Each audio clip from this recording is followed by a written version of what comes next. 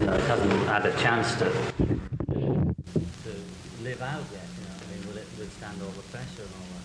No, I mean, But so there's all those questions. But it doesn't mean to say that Marxism or whatever it is.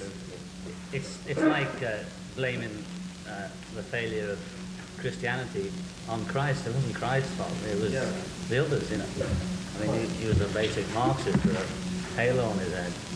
now there's what we next time once we bring this interview around, there's a very interesting text which I think you should read, in fact, on the Russian Revolution by Trotsky, called "The Revolution Betrayed," in which he analyzes very concretely what went wrong. Yeah, I get very muddled up about the Trotskyists and thisists and thatists, what their position is. So yes, that's fine. This to be circulated. Okay. Okay, this is ours. That's great. That was last Christmas. I mean, you can just cut that Merry Christmas or something if you want. Could I ask you, that war is over thing, did it link up, in Jerry Rubin's book, he talks about a demonstration in New York called The War is Over. Was that linked up to that? Not as far as we know. This is the first time I've heard about that. What we did was buy space in all the major cities in the West and just put up billboards saying I think they must have done it at the same time. Maybe they saw the posters. It's very curious, because Rubin says, there was this war. He doesn't tell you how it arrived, who had the idea, where they got it from. And they had a demonstration in Central Park. And they rushed around, about 2,000 of them, ran around, 44th Street and so on, saying, the war is over. About a year ago. Yeah, the original idea was to try and make fake paper headlines, Yes. like Daily Mirror saying the war is over. And then, they do Prince Philip is guilty of, not really, they always have small type. He says it was the fantastic, Rubin said, the reaction, because he said the first thing is nobody asked who won.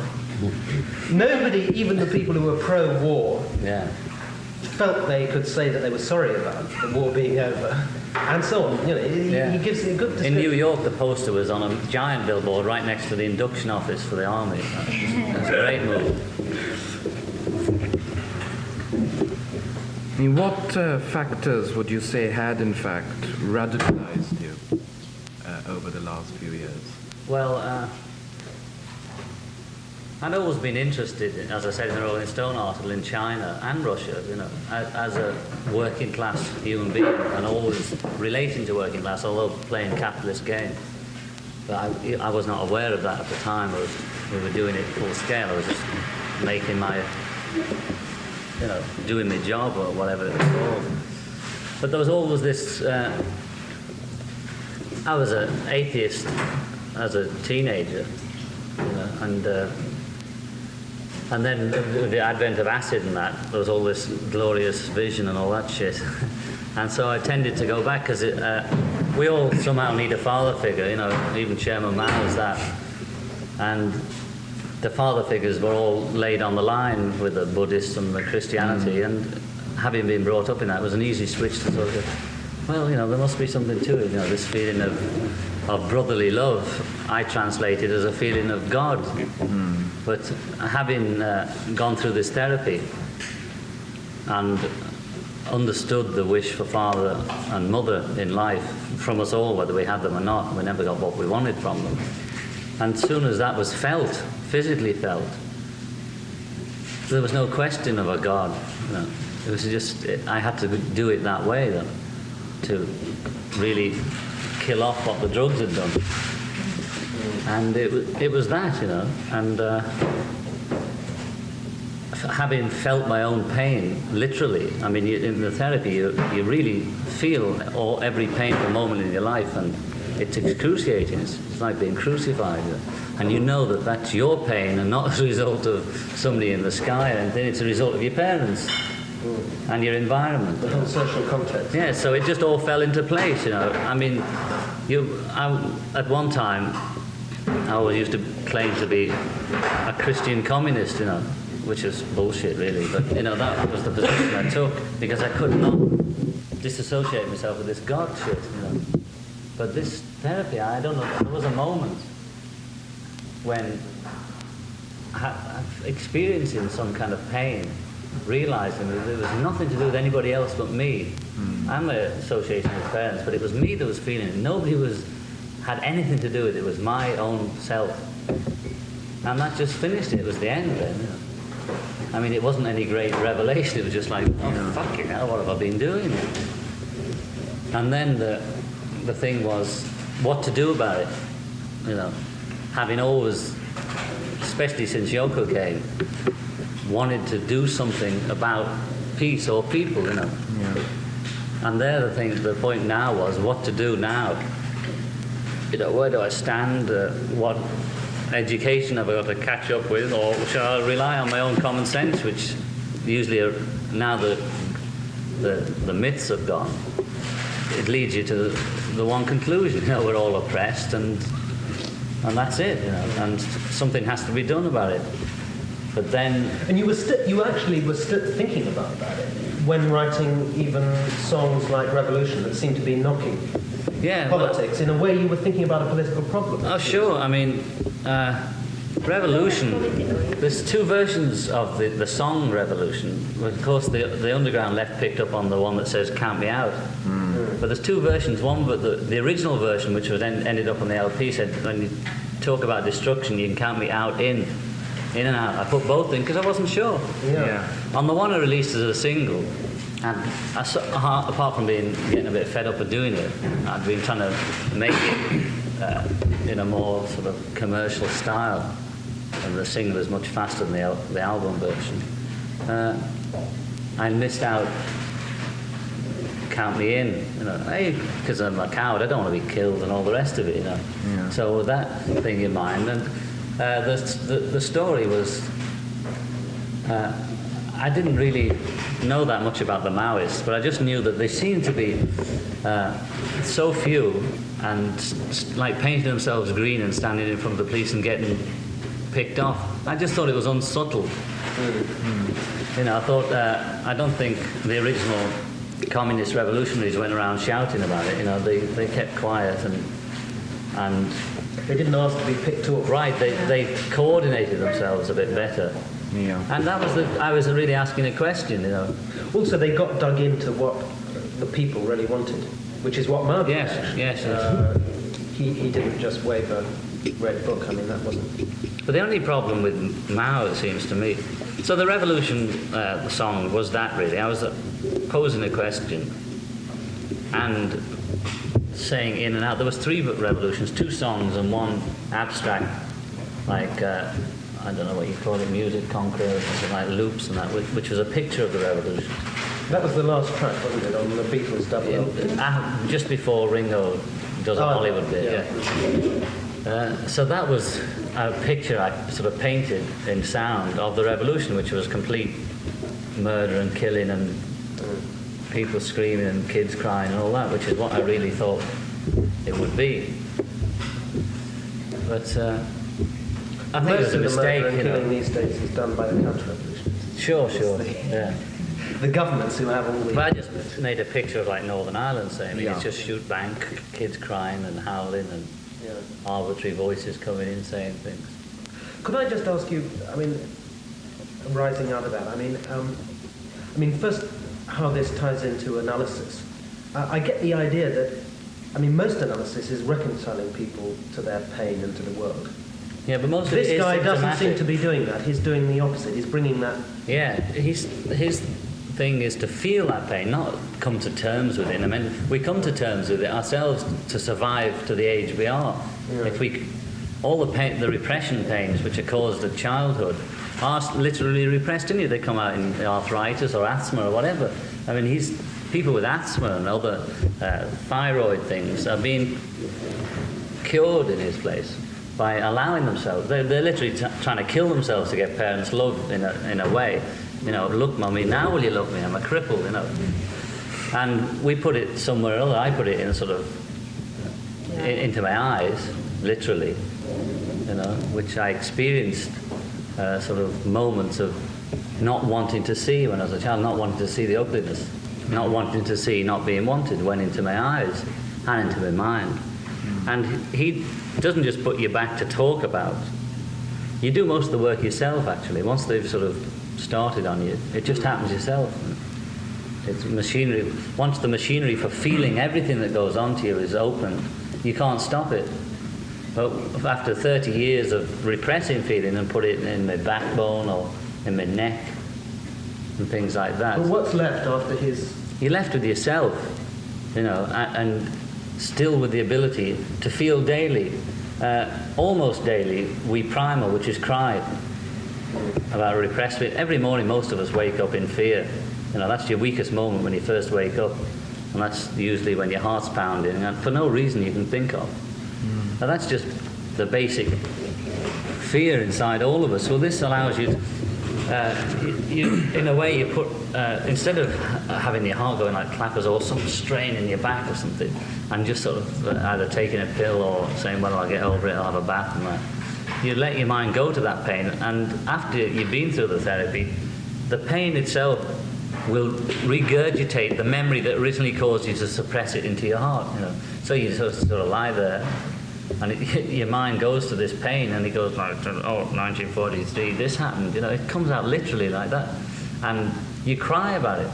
You feel that feeling and cry. Even after the analysis, you can't cancel out what's happened. No. I mean, it's like all the pain was always channeled into whatever, sex or masturbation or dreaming or God or whatever it is. But once the channels are open for the pain, when you feel pain, the pain actually goes through the right channels, and you express it the right way, which is crying like children do. But for men, we're told not to cry from an early age, so we have to repress ourselves all that time. And there's no harm in crying. You cry, you feel good, like you did when you were a kid. Good, that's all. You feel. It's like after acid. The therapy was literally like a 6-month very slow acid trip. Yeah. The difference between acid and the therapy is acid unleashes all these feelings. There's so many of them, and they're not channeled in the right direction. Because you don't know what's happening. Well, you do after you get used to it. You can work it out. But after all those years of channeling it the wrong way, so when people have acid, they hallucinate, because it's not the pain and the awareness of feeling that you get on those drugs is so much that you cannot take it. It's too much at once, and you hallucinate, or whatever you do, trip off away from reality. And the therapy was like a very slow acid trip, which happens naturally within the body. It's hard to talk about, because we talk about crying and pain and that. Yeah. It sounds sort of arbitrary, but the pain to me now has a different meaning, the word, because of having physically felt all these extraordinary repressions that I had. And feeling means a different word to me, because after the therapy, and after specifically large, big primals, it was like taking gloves off, that you could feel your own skin for the first time. It was like I'd been wearing gloves all my life, and suddenly there was a literal feeling in the hands, It's incredible. I don't like talking about it because it sounds so abstract, and you can't really understand if the vocabulary is different between people who have done it and haven't done it. It's a bit of a drag to say that. But I can't, I say pain or whatever it is, toothache or whatever. Just the simple pain of living, I mean, that's part of the dissolving of the God trip or father figure trip, always looking for some kind of heaven. Yeah. I mean, intellectually I knew that it was yin-yang or black and white continually, or dialectic materialism. It's the same thing, really. And once God's out the way, well, the main asset is to realize there's no good and bad. There's a bit of everything every day, and you just go through it. You traced that pain to, you said first, the family. Oh yeah, it's direct involvement with the family. I mean, but the family is what shapes you. I mean, I take it you don't mean sort of your family in particular. No, every family. Yoko's would be... Yeah, you see, the extraordinary thing is my father and mother split and all that, and I never saw them. I never saw my father till I was at 20 or something like that. So mine's like an extreme case, But Yoko had her parents there, but she never had them. The lyrics of Mother, which says, "You had me and I never had you," applies to people with parents too. It's not to the, Yeah, more subtly perhaps. Yeah, sure, because she went through the same pain. Yeah. All they're given... More pain in a way, because they were so It's harder to... people. It's like when you're hungry, instead of getting a cheeseburger, you get a film of a cheeseburger and it doesn't do you any good, you know. And that's what most middle class It's get, there. even more. Doesn't do Yeah. anything. But Because isn't they're the so Japanese formalised. family have much more emphasis on There's the more father? middle class people in this thing, you know, because they can afford it, and they're the ones that are cracking up. Mother is the big bit. And the middle classes are really repressed, you know, they're the most repressed people, you know, they have all these formalities to go through with their parents, and actually touching is out, you know, it's like intellectual love, or like she says, films of love, and she was in that school of pain. I always wished my mother died so I could at least get decent sympathy, you know. But there she was, perfectly beautiful mother and all that. So everybody said, how lucky you are to have a mother like that. And, you know, when it wasn't really true, you know, I wasn't lucky to have a mother who was sort of... Oh, none of them are, you know. Yeah. But I mean, in a way, what the parents are doing is transmitting to the children the fact that their lives have been fucked up in their Exactly. work. Yeah, they or by their- can't give because they've never been given to. But the problem for most people, and extraordinarily enough for me, who'd had no real impression that my mother actually wanted me because she wasn't there, or father, but still one of the hardest things is to realise that actually they didn't want you. You know, anyway, you're just the result of a fuck. Yeah. You know, not many of us are planned. And in fact, their own need is so great that they cannot possibly give to you. So the thing is to cut off, to allow yourself to feel your own want is a big problem. The thing we all seem to greatly fear is to show the want we have of love from other people or whatever it is, especially parents. And to sort of feel it and acknowledge in your mind, no, they didn't want me. That is a fact. I was not wanted. No wonder I feel shitty, because I couldn't explain it as a child. You just know that something's not right, something is not there. And that's the big trauma, to experience that. And a lot, especially the middle class people who have nice imagey parents, you know, that are smiling and all dolled up and that, they're the ones that had the biggest struggle to say goodbye, mummy, goodbye, daddy. You know, I never had you, and I must realise that I never had you and I never will. But the middle class people in the therapy were continually sort of going back to their parents just to see them. Maybe I can tell them about this experience I've had, and I understand them, but the parents could not associate with it. On the record, I sort of thought that the Mum Is Dead track. Yeah. I sort of listened to it several times, and then I suddenly realised it was reminding me of something. I couldn't remember what it was. Yeah. And then it seemed like perhaps it was Three Blind Mice. Is that right? Well, the tune was, because it was just a feeling, you know, it was almost like a haiku poem. And All of them. That radio. yeah. I actually got into haiku in Japan just recently. I just think it's fantastic. It is, yeah. God, it's beautiful. We bought some haiku originals there while we were there. Great stuff. But obviously, when you get rid of a whole section of illusion in your mind, you're left with a precision, you know. Whereas the difference between haiku and Longfellow or something is immense, you know. I mean, Longfellow says, oh, beautiful yellow flowers standing quietly in the shadowy electric light, when the haiku would just say, yellow flowers in a white bowl on a wooden table, and that gives you the whole picture. Yeah. And obviously, those It people... looks much more simple, but like your music is now, in fact, it's not It's so simple. It has far- to be listened to many, many times to get into it. Because people's perception of reality, they're not used to it. They don't know what it is. So when a simple haiku or a simple statement is made, they're not used to it. They're used to devious intellectual ways of feeling things. I don't know what people who aren't intellectuals do to arrive at the point, but they probably go through some mystic Walt Disney scene, you know. But to arrive at the point that this is a biscuit and nothing else, you know. But if you say something, this is a biscuit. Religion is a very popular sort of need for the reason that you say Social it's. convention, you know. Well, what did... But it's more than a convention in that people Religion. need religion. It covers up the pain. It's not your- Yes, religion is a legalized madness. That's what Janov says. You know, it's Very good, though. because Very, very you have to allow it. If the government stopped them having some, I mean, like all those stories, maybe 1984 when they replaced God with the bomb or a rocket or something. I mean, they've even discussed it in America. What would we do if we had no war or no rocket to the moon? We've got to give them something to replace the religion thing.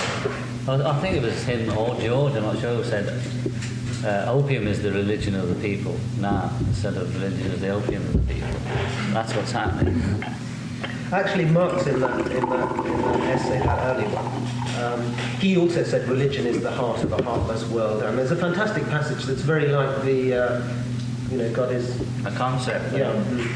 Well, a lot But I'm of, sure you haven't. no.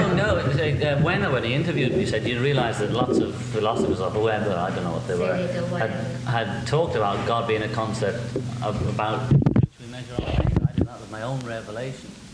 It was based on something Maharishi once said, which was time was a concept by which we measure. Oh, what was it? Eternity, which is pretty cool. But I use that basis to put what I thought about God. A lot of kids wrote to me by Rolling Stone saying, well, what about joy? God is a concept by which we measure our joy, John, and all that. So they obviously... mad. Well, apart from being mad, they're just... there's a point in it, but I wasn't saying that. I mean, joy, when you've got joy, you don't think about God much. It's only when you're in pain that you start thinking. Look, the people who always have the most intense religious experience are those who are very oppressed and very miserable. Very mental, you know. Blacks in the States, Indians in Mexico. These are the people who really are possessed by religion. Yeah, sure. Women, I remember that. Yeah, no, it's no sort of accident that so many fag priests, Yeah. because like a fag has done. If any of you fags, excuse me, it doesn't matter. The fags have completely reversed their role to please Mummy and Danny. They've gone so far that they've reversed themselves and say, "Now do you love me? I've not been what I was. I am now something else for you. Would this suit you?" And Mummy says, "Yes, good boy. Come home and bathe." Or it's a revolt, perhaps, against their parents' classification. I don't think so, because the fags are usually very close with mother. They are. I mean, there's no getting away from it. That's true, yeah. And I thought it was another interesting thing. Some woman recently wrote a book about all the prime ministers here and their life. I didn't read the book, but I read sort of praises of it. That their lives were all the main prime ministers we ever had, including Heath, apart from being short people, which that myth seems to be true. They repress themselves so much that they don't grow for Mummy and Daddy's sake. Look, I'm still a little boy, and I'll be good for you. But most of the prime ministers of Britain have been repressed kids with strange childhoods or loss of parents and things like that. Because the kind of people that, Look, John, like you've got myself, to be careful of that one, because you can argue that about lots of people. Most very creative artists have. Sure, Most but I revolutionaries agree. have, it I doesn't said discredit them. it doesn't discredit them, but art is only a way of expressing pain. Right. I mean, the reason she does such far out stuff is because her pain is expressed in a sort of far out way. It's a far out kind of pain, and the only reason for sure why I'm a star is because of my repression. Nothing else would have driven me through all that. I mean, why would I do it if I was sort of normal, unhappy? The only reason you go for that goal is because you want to say, "Now will you love me? Look, I'm Prime Minister, or I'm head of the department." I mean, Look, I there guess are two things here, which is that is the motive force, but how people come to terms with it, themselves, can be in two different ways. I remember once, when I met Wilson, actually, I felt what a shriveled up guy he is. To be successful, he's completely repressed any human emotions he might ever have felt. And I got the impression in your interview that when you were a successful Beatle, when you were playing the game, as it were, you even though you were so successful, I suppose the most fantastic dream of success of the mid-20th century, you still were oppressed by it. Oh, Jesus Christ, it was complete oppression. I mean, we had to go through humiliation upon humiliation with the middle classes and showbiz, and like I said, Lord Mayors and here, there. I mean, it was complete humiliation for me because I could never keep my mouth shut. And I'd always be drunk or pilled or something to counteract this pressure. And it was hell, He was actually deprived, more than anything, It's not like he was just learning of success and being happy. It was a very miserable period. You know? I mean, wonder apart from how the many of first the- flush of making it, you know, and your first number one record, Yeah. thrilling, and first to break into America, thrilling, that was some sort of objective that you could sort of, well, I want to be as big as Elvis or something like that. And it just, the moving forward was the great thing, but actually attaining it was a big letdown. At one point, it seemed like really everybody was using you because Well, sure. I I mean, mean, Wilson wanted to get votes. yeah, by right. consorting with you. And the only reason we wouldn't pose with Heath was because he'd insulted me in the house about my book in his own right by saying if this boy had been educated, he would have been a good writer. Oh, silly. But that's what he said about me. So we wouldn't go anywhere near them. And anyway, we were socialists at heart, and we presumed that Harold would be better than Heath. You know, it was a But big also, letdown at one for all of point, us. it But looked it as turned if- out to be better than this. Like Richard Neville said, you know, there's an inch difference between them, and that's an inch in which we live. I think it's true in a way. Well, I mean, the Labour government did, in fact, almost one can say, equally nasty things in its time. After all, it kept the blacks out. Kenyan nations who had British passports. Oh, sure, that was bad, but now, it's nothing as bad as now. Yeah, but I mean, the underground of the blacks weren't sort of, they've always been harried. But Michael said that as soon as they came in, it was No, just, you don't know. I mean, Wilson could have changed on that. He changed on a lot of things. And this business about living in that inch, what Richard said is quite true. But still, we shouldn't be wanting to live in that inch because Oh, so no, long no. as we're in that inch, we're impotent and we're Right. cut off from the great mass of people. but I still, Heath may be doing us a good turn by forcing us out. yeah, I've thought of that too, you know, that he's putting us in a corner, so we have to do something. Yeah. We've got to find out what other people are, what is oppressing them too. You know, That's which is why meeting is very important, you know, meeting of each other and finding out. Well, the where first thing we did when we got back was contact you and Richard Neville and Michael, which we had spent quite a time with anyway. Because in your individual ways, you represent the movement in different spheres, you know, all the different aspects of it. And we got messages abroad that the complete repression was going on, you know, to all of it. Well, you even said in Red Mole, apart from Richard Neville's anarchist tendencies, that, you know, all power to him because Yeah. you'll be next, sure Yeah. as hell you will. You know? yeah. And actually, that's begun to happen now. A lot of the political groups have been raided in the last 3 weeks in the wake of that explosion business. The police, yeah. now when in many parts of the country we're receiving information that even in towns which seem politically dead, that when red mole sellers go out onto the streets, the police just hustle them off. They just refuse in many places to allow the comrades now to sell the paper on the street. Can't you do it direct through universities? We are doing it a lot through universities, Yeah. you see, but what worries them now is that more and more red moles are being sold to young workers who aren't sort That's of good. bugged about all the old Because the Daily bullshit. Worker, or whatever, Red Yes. Star now, is it? Morning Star, Morning Star. not Red Star, Yeah. Morning Star. Well, I get it every day to see if there's any hope, but Yeah. it just doesn't seem to be. It seems to be in the 19th century. It is. So if you can get at the young workers, Yeah. because obviously when you're 18 and 19, 20, that's when you're most ripe for. That's when you're most idealistic, you know, and have less fear. Those are the people that. Well, what I was trying to do in the Rolling Stone article was influence all the people I can influence who are still under a dream. Yeah. To just put a big question mark in their mind. Well, if you know, great Guru John says there's no God and it's all pain, maybe the acid dream is over. I'm trying to tell them that is over. You know. But also, there was a very good bit in the interview where he asked you, well, what's really changed in England? You know, I mean, it seemed like a great cultural revolution, was it? Bullshit, yeah. Yeah. Because, I mean, you know, and you were saying about how the same people were in power. That Sure, had sure. longer hair, some of them, but Yeah. even that actually is disappearing. You know, they're Well, we cut our hair specifically for that reason Yeah. too, you know, to stop that identification parade Yeah. going on. That anybody with long hair was socialist or Yeah, radical or absolutely. anything. Absolutely. So to confuse those image followers, keep changing, you know. and also, I notice you're wearing overalls these days. Well, there's many reasons for that. Is that during the therapy, we weren't supposed to repress anything, and we all became children, literally, and we were all just eating ice cream in America. You know, all the people on the therapy are just eating like children, because when you relive in your childhood, you become that. And we put on 20 or 30 pounds just during that period. So it came down, I couldn't wear any of my clothes. And I'm not going to buy a new set of clothes for this figure, so I got these, you know. And it was as simple as that, you know. And also the functional, you know. I mean, before I would wear jeans, but now I can't fit into any of them, so this is the next best thing. And it's bloody functional, you know. And I don't normally go anywhere where you need a tie anyway, so I'd fed up with being a peacock. And I decided I was an artist, not a model. Yeah. So that was the changing point.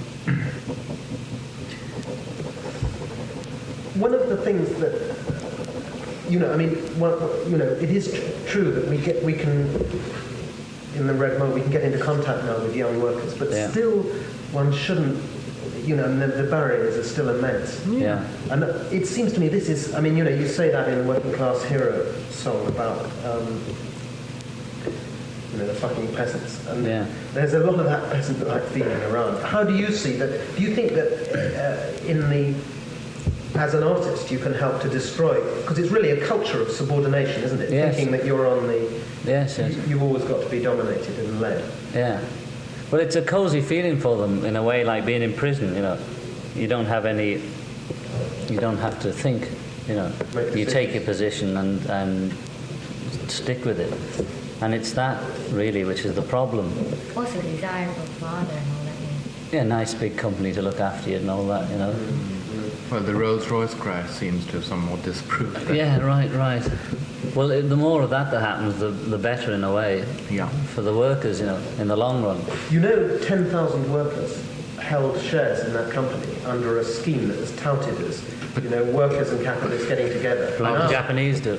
No, of course, they've lost not only up. their job, but all their life savings. So it really shows that particular... Because Rolls-Royce is a very paternalistic firm, you know. We Yeah. really look after our workers. We give them a few shares and maybe the odd directorship. Also, the unions were very tame then, you know. It wasn't... Well, they're more like the Japanese unions, you know, which are just company run unions. Yeah.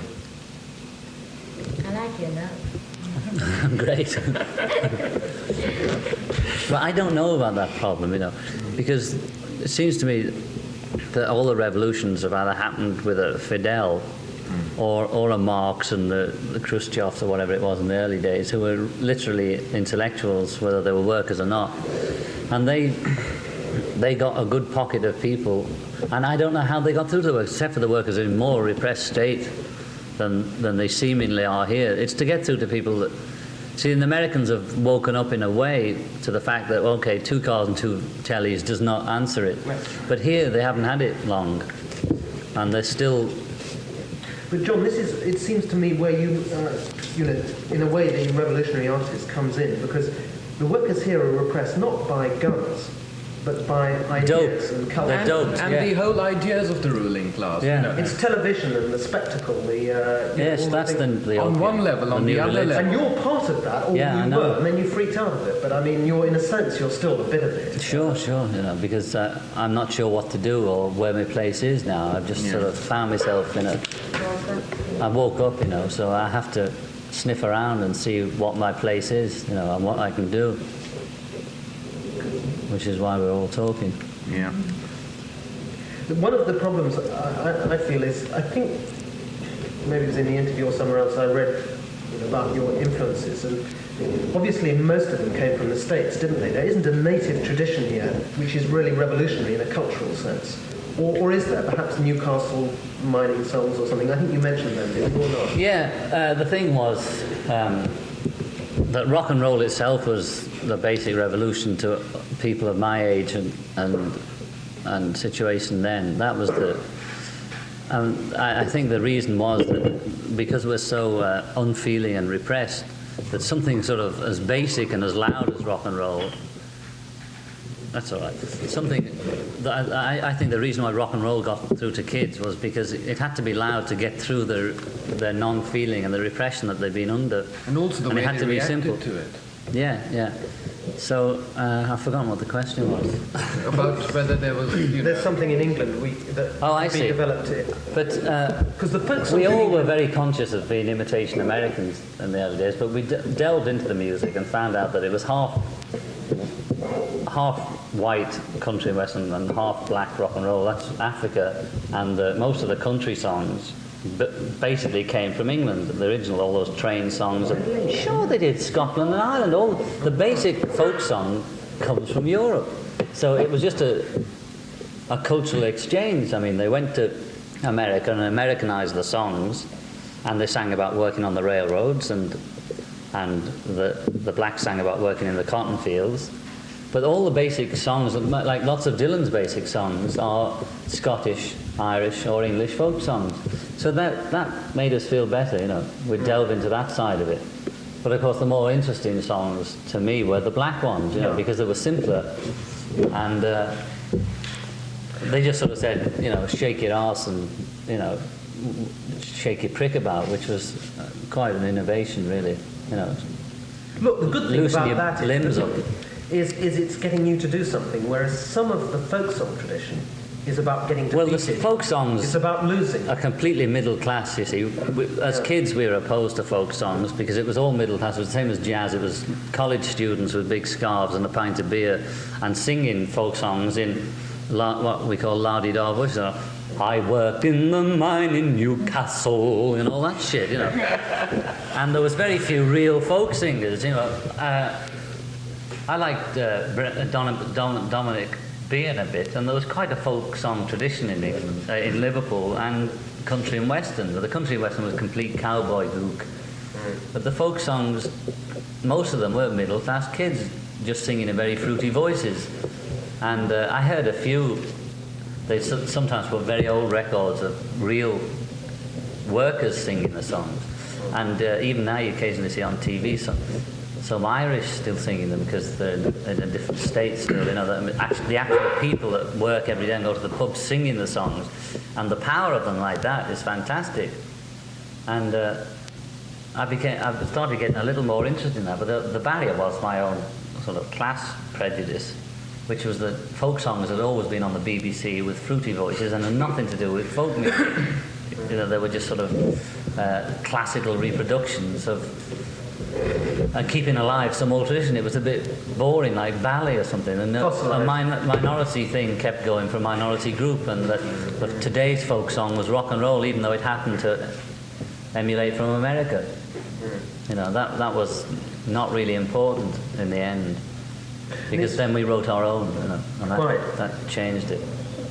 Funnily enough, some of your songs, even when, you know, the lyrics were quite, I mean, like almost nursery lyrics, like, I mean, Yellow Submarine, for example. Oh, yeah. Did you know, you probably do, that was used by workers on strike, and at the LSE we had a version of it, which was We Are All Living in a Red LSE. Yes. And workers had a version of it that went, We Are All Living on Bread and Margarine. That's right. They heckled Harold Wilson outside the Labour Party conference saying, We're all living on bread and margarine for higher wages and things. That's great. You know, I like that. I like that, and I enjoyed when the football crowds would, in the early days, sing things like Yellow Submarine and All Together Now, which is another one that we put out. It just said all together now, all together now, all together now, all together now, all the time. And I was pleased when Give Peace a Chance became a sort of anthem thing in those American things, because I'd written it with that in mind, really, hoping that instead of singing We Shall Overcome from 1800 or whatever it is, that they would sing something. I felt an obligation even then to write something that people would sing, actually, you know, in the pub or in a demonstration. That was thinking very politically, actually, wasn't it? Well, I've always been politically minded, you know. I mean, I've never not been political. I mean, religion tended to overshadow it during the acid days, which was probably 65, 66 or something. And that was almost a direct result of being in that repressed superstar position. And then religion was an outlet for that. You know, well, there's something else to come. This isn't it, surely, you know. I mean, there's more to come. But I've always been political. In the two books I wrote, even though they were in sort of Joycean gobbledygook, there's plenty of... There's a play about a worker and a capitalist. There's many knocks at religion. I've been satirising religion and that from childhood in books. I used to always write magazines at school and hand them round, things like that. So I've always been conscious of that. I'm very conscious of class, you know. They used to say it was a chip on my shoulder, it still is, you know.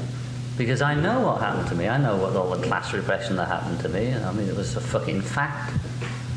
But of course, in the Hurricane Beatle world, it got a bit left out, you know, because it was really a struggle. There was classless ideology, wasn't there? That somehow you disproved the class system. It was felt, I think. Yeah, there was a feeling that the workers had broken through, but it was. I realised in retrospect, it was just like they allowed blacks to be runners and footballers or boxers. That's the choice. But now you can be a pop star. You know, I mean, that's the outlet they've given you to be something, which is what I really say on that album. But none of the American groups have dared tackle class yet, even when they shout about revolution. Because they're all middle class, and they don't want to show that they're middle class and they're bourgeois as shit. You know, they are middle class and they're scared of the workers, actually. Sure they are, because the workers are sort of seem mainly right wing in America, clinging on to their goods. But as soon as they realise what their class has done, then it's up to them to repatriate the people. But the thing about even during the Beatle heyday, I think it was me mainly and George who insisted. We'd been to America a few times, and Epstein had always tried to waffle us about talking about Vietnam, you know. So there came a time when George and I said, listen, when they ask us next time, we're going to say we don't like it, you know, we think that you should get out. And that's what we did, which was pretty radical for the Fab Four at the time. Yeah. It had a phenomenal effect also in the States. Yeah. You know, it brought up all these right-wing radio commentators who'd been drooling about the Beatles to show their true colours. It was the first opportunity which I personally took to wave the flag a bit.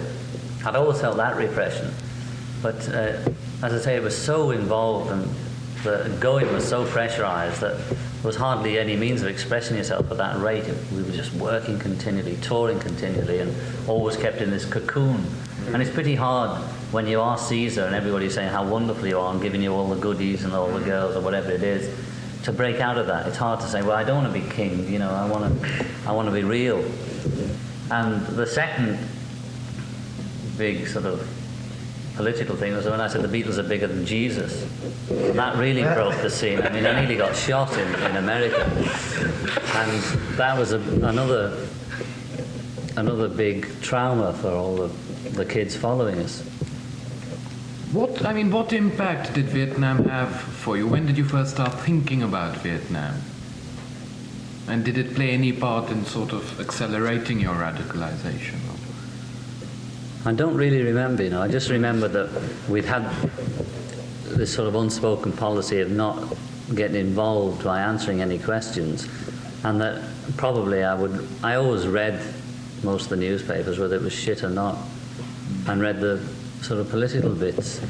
And I think the continual awareness of it as it grew in me made me feel ashamed that I wasn't saying anything. That's when it sort of burst out at that period, you know, because I could no longer. I couldn't play that game anymore. It just was too much for me, the pressure of shutting up. You know. I had to say something. And it was just a build-up, I think. I can't remember first being aware of that war, you know. Yeah. It was obvious that I would become more aware of it going to America, where it was happening, and being approached by sort of underground or whatever it was, although mainly it was, you know, capitalist press that saw us. There was always somebody there, you know, grinding in somewhere or other. So I can't remember the exact time.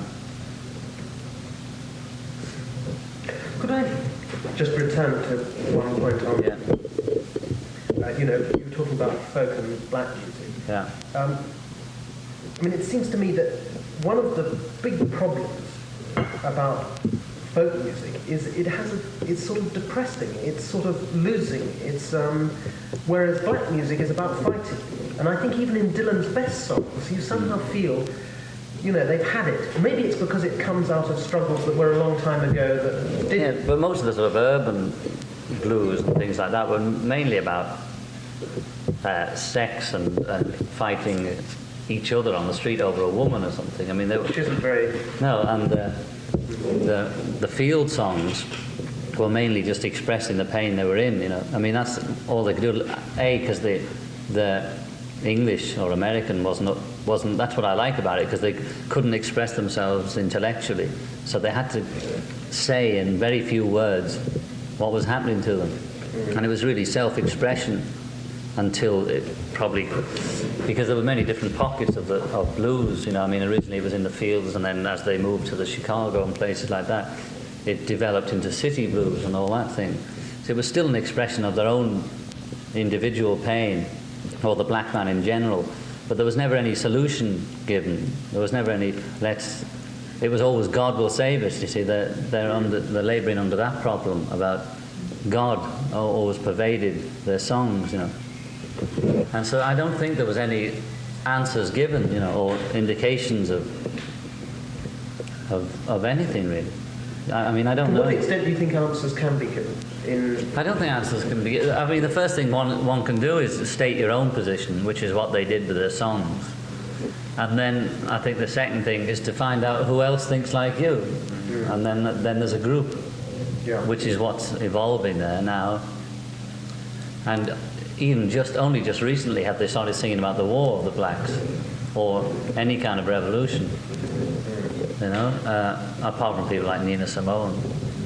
But most of them, like Dick Gregory said, you know, most of the blacks are still doing the boogaloo, you know, which is. But there is a big change now. I mean, with that Edwin Starr and that, making more records and stating black positions and black is beautiful and all the rest of it, is a big change. It's only happened in the last 2 years. Yeah. So they've come to that point now where they're expressing themselves completely, solidly, and expressing opinions on their position rather than just saying, I'm in pain, man. They're saying, we're in pain, man, and this is why. And